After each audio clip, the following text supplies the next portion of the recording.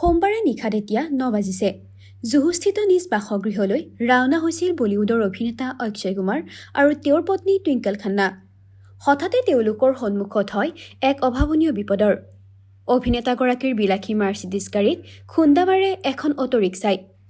মুখামুখি সংঘৰ্ষৰ ফলত ক্ষতিগ্ৰস্ত হয় অভিনেতাজনৰ বাহন। গুৰুতৰভাৱে আহত হয় দুজন লোক।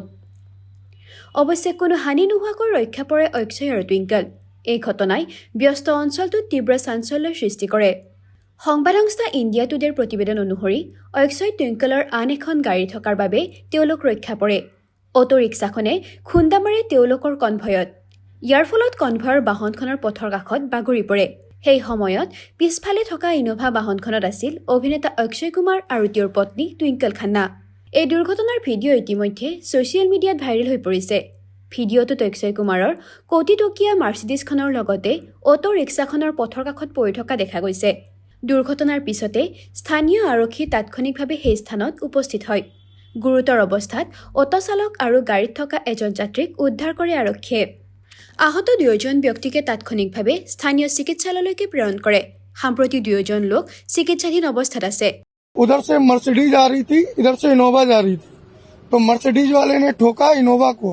अक्षय कुमार की इनोवा थी, तो वो इनोवा उड़ के ना रिक्शे पे गिरी आके। उसमें मेरा भाई बहुत जख्मी हो गया है, बहुत घायल है, बहुत सीरियस है। रिक्शा पूरा डैमेज हो गया है और हम लोग की इतनी मांग है सर कि हमारे भाई का जो इलाज का खर्चा है वो मिल जाए और हमारा रिक्शे का काम हो जाए।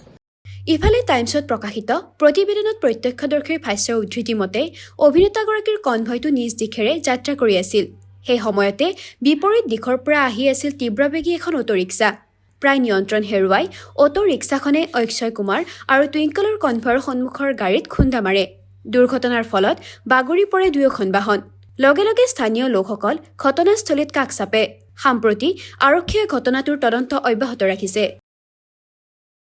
News desk report, TV nine Assam.